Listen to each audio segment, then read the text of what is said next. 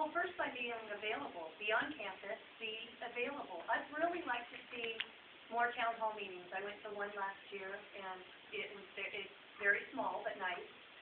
Be available. Go onto the campuses to talk to students. Row some of the board meetings. Row some town halls. Make sure you're accessible to them where they are so they don't have to travel all the way across town to try and come to a board meeting at 7 o'clock at night. Find a time during the day, go over during a PTA breakfast. We have a lot of parents in our school then, and be available. Thank you. Mr. Kathleen. I think you need at least a couple board members that are retired, and I am. You can be accessible then. I can meet with you anytime. I love mornings.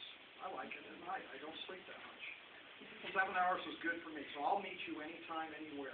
We have to get out. Board members have to get out and visit the schools. And I remarked to one board member recently, I said, you know, it's not enough to just go and visit the principal. You need to go visit the students, the employees. And don't let him tell you what to do, where to visit. You are his boss. You tell him, I want to go meet with your employees. And with all respect, Mr. Principal, without you being there, this isn't anything personal, but I feel that they'd be more forthcoming. So I believe in, as board members, we have got to get out in the community. Coming to forums like this, invite me back again. I'd love to come. Thank you. Mr. Andrews. I wholeheartedly agree. It's about making yourself accessible. It's about going to the schools. When I was interviewed by the teachers union, I asked them, when was the last time a board member was in one of your schools? And they laughed. I think that's a sad statement. There's no way that you can run a school district and be a part of the community without getting out in the community, without making yourself available. There's plenty of meetings, whether they be PTA meetings, meetings like this, community meetings, where you can make yourself available to as many people as possible. Everybody has an email address, but I'm a one-on-one person. I'd rather talk to you face-to-face than send you an email. Thank you. Mr. Kraft. Accessibility has to be there. There's no question about it. One, you need to attend your board meetings. We have board members that don't always attend it. I've been very fortunate in 17 years I've only missed one school board meeting. I respond to every email I get, even the ones from people who don't particularly care for something I just voted on and shoot me a nasty email. I respond to every one of them. Sharon knows I answer the phone at 5:30 in the morning. I know it was 6:30. But I do answer my phone. And if I'm not there, I respond to that call. My wife has made me do that. She is a stickler on making sure I respond to everybody. I have been to every single school site this year. And not only talked to the principal, but talked to the teachers and the staff. I'm fortunate as a state employee, and unfortunate partly as a state employee, that I've got 3 furloughs a month. But I also only work a 3-day work week anytime I want to. So I'm totally accessible. My church is in the community. I'm accessible to them. I hear from them. Literally, scouts. It's not only within the schools that you get, your feedback, but also the church and the other involvements that you're in. Thank you. Accessibility is definitely a key term here down in the last couple of responses. I believe FaceTime, actually going to the school, not just meeting with the staff, actually talking to the students. What do you want to do? What's your favorite subject? Maybe how did you get, asking questions, how did I get where I'm at? What can they do? It's not just the staff, that's one thing, also the community.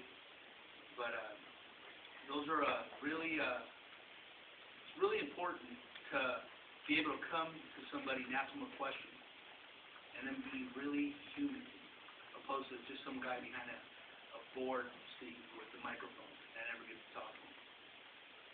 But those are a couple ways to say. Thank you. Next question, you get 1 minute to answer. What are your thoughts on current alternative education? And what would you do to improve it? 1 minute. Art Kathleen. To my wife for sending these questions. Yeah, I've been in alternative ed my whole career, so believe me, I know what I'm talking about more than anybody on this panel. There are programs that need to change. We had a program called the Alvord Motivation Center, which I was involved in. It was the first program in the United States that was run run by a school district and the county probation department. And I was the lead teacher in that program for 12 years, helped plan the curriculum, everything to do with the school. We need to do more for alternative ed. We need to have better oversight committee to get those kids in. Right now, the alternative ed committee in the Alvord district does not have a counselor. When a student goes from one high school to another, you need to look at the transcript. None of the people sitting on that panel today have experience as a counselor. This is ridiculous.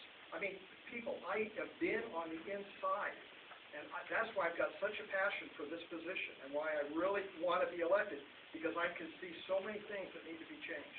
And I see red, and I've seen red now. Thank you, Paul. Thank you, Mr. Anderson. One of the things you'll find from me is that I'm not going to BS you about anything, and that is, and so I can tell you right now, I don't know enough about that subject to actually give you a legitimate answer. But I can tell you this, that no matter what the situation that comes up, no matter what the subject, I do a very good job of research, and I think I have a fairly analytical mind, and I definitely look at all the alternatives and find something to improve within the program.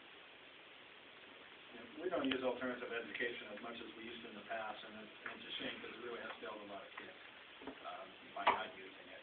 Alternative education can be for that child who may have gotten pregnant, who needs a shortened day, and they need that extra one-on-one, and maybe the kid that just isn't getting the credits that they need, and they need that more one-on-one focus. And we really need to improve it. If you were to ask me one area have we failed, that would probably be the one area that we've fallen far short of where we should be. Thank you, Mr. Torres. There's always room for improvement. I actually don't know too much about the alternative education programs in the district, but you see it's diversity in education and that. But with some research and a different way of looking at things, I think you can definitely improve something that's failing and have to fix it. Thank you. Ms. Wando. Traditional school doesn't work for everyone, so alternative education is something we need in our district. Once again, I do not know nearly as much as Art would know or some others about alternative education, but I'm more than willing to research it, ask the questions, put in the time.